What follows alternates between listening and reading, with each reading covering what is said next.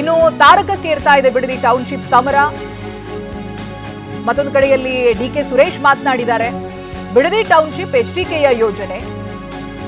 ಕುಮಾರಸ್ವಾಮಿ ಆರೋಪ ಮಾಡ್ತಾ ಇದ್ದಾರಷ್ಟೇ, ಸರ್ಕಾರ ಕಡಿಮೆ ಪರಿಹಾರ ಕೊಡ್ತಾ ಇಲ್ಲ, ಕಾನೂನುಬದ್ಧವಾದ ಪರಿಹಾರ ನೀಡಲಾಗ್ತಾ ಇದೆ. ಹೀಗಂತ ಮಾಜಿ ಸಂಸದ ಡಿಕೆ ಸುರೇಶ್ ಹೇಳಿಕೆಯನ್ನ ಕೊಟ್ಟಿದ್ದಾರೆ.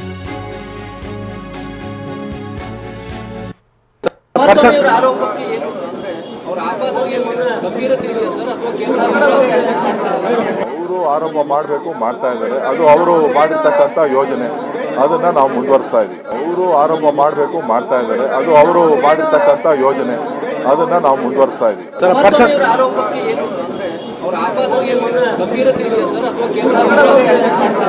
ಅವರು ಆರೋಪ ಮಾಡಬೇಕು, ಮಾಡ್ತಾ ಇದ್ದಾರೆ. ಅದು ಅವರು ಮಾಡಿರ್ತಕ್ಕಂಥ ಯೋಜನೆ, ಅದನ್ನ ನಾವು ಮುಂದುವರಿಸ್ತಾ ಇದೀವಿ. ಅವರು ಆರೋಪ ಮಾಡಬೇಕು, ಮಾಡ್ತಾ ಇದ್ದಾರೆ. ಅದು ಅವರು ಮಾಡಿರ್ತಕ್ಕಂಥ ಯೋಜನೆ, ಅದನ್ನ ನಾವು ಮುಂದುವರಿಸ್ತಾ ಇದೀವಿ. ಯಾರನ್ನೂ ಒಕ್ಕಲೆಬ್ಸನೂ ಇಲ್ಲ ಅಥವಾ ಪರಿಹಾರನೂ ಕಡಿಮೆ ಕೊಡ್ತಾ ಇಲ್ಲ. ಪರಿಹಾರನೂ ಕೂಡ ಕಾನೂನುಬದ್ಧವಾಗಿ ಏನ್ ಕೊಡಬೇಕು ಅದನ್ನ ಸರ್ಕಾರ ತೀರ್ಮಾನ ಮಾಡ್ತಾರೆ. 2013ನೇ ಆಕ್ಟ್ ಏನಿದೆ ಅದನ್ನ ಇಂಪ್ಲಿಮೆಂಟ್ ಮಾಡ್ತಾರೆ. ಜೊತೆಗೆ ರೈತರ ಜೊತೆ ವಿಶ್ವಾಸವನ್ನ ಗಳಿಸಿ ಸ್ವಾಧೀನ ಕಾರ್ಯಕ್ರಮ ನಡೀತಾ ಇದೆ. ಇನ್ನು ಬಿಡದಿ ಟೌನ್ಶಿಪ್ಗೆ ಭೂ ಸ್ವಾಧೀನಕ್ಕೆ ಅಧಿಸೂಚನೆ ಹೊರಡಿಸ್ತಾ ಇದ್ದ ಹಾಗೆ ಡಿಕೆಶಿ ವರ್ಸಸ್ ಎಚ್ಡಿಕೆ ನಡುವೆ ಮತ್ತೆ ರಾಜಕೀಯ ಸಂಘರ್ಷ ಶುರುವಾಯಿತಾ? ರಾಜಕೀಯ ಸಂಘರ್ಷಕ್ಕೆ ಬಿಡದಿ ಟೌನ್ಶಿಪ್ ಕಾರಣವಾಗುತ್ತಾ ಅಂತ ಡಿಕೆಶಿ ನೇತೃತ್ವದ ಸರ್ಕಾರದ ವಿರುದ್ಧ ಸಮರಕ್ಕೆ ದಳಪತಿಗಳು ಸಜ್ಜಾಗಿದ್ದಾರೆ. ರೈತರ ವಿರೋಧದ ನಡುವೆ ಭೂ ಸ್ವಾಧೀನಕ್ಕೆ ಸರ್ಕಾರ ಮುಂದಾಗಿದೆ. ರಾಜ್ಯ ಸರ್ಕಾರದ ವಿರುದ್ಧ ಮತ್ತೆ ರೈತ ಹೋರಾಟ ತೀವ್ರಗೊಂಡಿದೆ.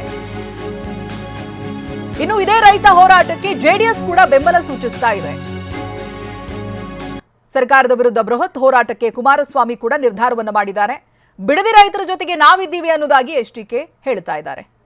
ಶೀಘ್ರದಲ್ಲೇ ರೈತರನ್ನ ಭೇಟಿಯಾಗಿ ಹೋರಾಟಕ್ಕೆ ಕರೆ ಕೊಡ್ತೀವಿ, ಬೀದಿಗಿಳಿದು ಪ್ರತಿಭಟನೆ ಮಾಡ್ತೀವಿ, ಜೊತೆಗೆ ಕಾನೂನು ಹೋರಾಟಕ್ಕೂ ತಯಾರಿಯನ್ನ ನಡೆಸ್ತಾ ಇರುವುದಾಗಿ ಎಚ್ಡಿಕೆ ಮಾತನಾಡಿದ್ದಾರೆ.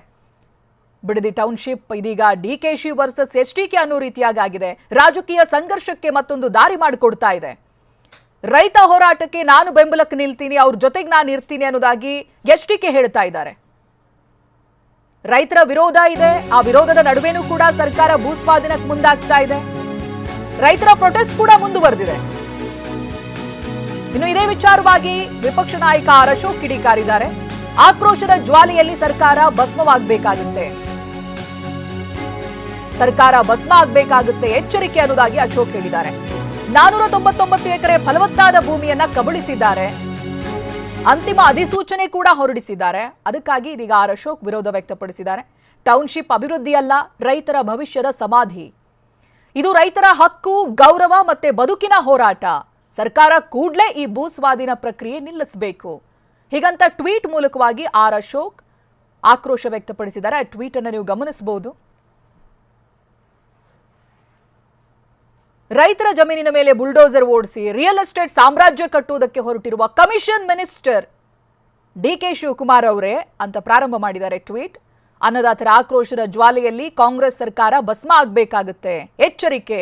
ಸುಮಾರು 470 ದಿನಗಳಿಂದ ಅನ್ನದಾತರು ನಡೆಸ್ತಾ ಇರುವಂತಹ ಹೋರಾಟ, ಕಣ್ಣೀರು ಮತ್ತೆ ಆಕ್ರೋಶ ಇದ್ಯಾವುದನ್ನು ಲೆಕ್ಕಿಸದೆ ಬಿಡದಿ ಟೌನ್ಶಿಪ್ ಹೆಸರಿನಲ್ಲಿ 499 ಎಕರೆ ಫಲವತ್ತಾದ ಕೃಷಿ ಭೂಮಿಯನ್ನ ಕಬಳಿಸುವುದಕ್ಕೆ ಅಂತಿಮ ಅಧಿಸೂಚನೆ ಹೊರಡಿಸಿರುವುದು ನಿಮ್ಮ ಕಾಂಗ್ರೆಸ್ ಸರ್ಕಾರದ ನಿಜವಾದ ಮುಖವನ್ನ ಬಯಲು ಮಾಡಿದೆ ಮುಖ್ಯಮಂತ್ರಿಗಳೇ ಅಂತ ಆರ್ ಅಶೋಕ್ ಟ್ವೀಟ್ ಮಾಡಿದ್ದಾರೆ.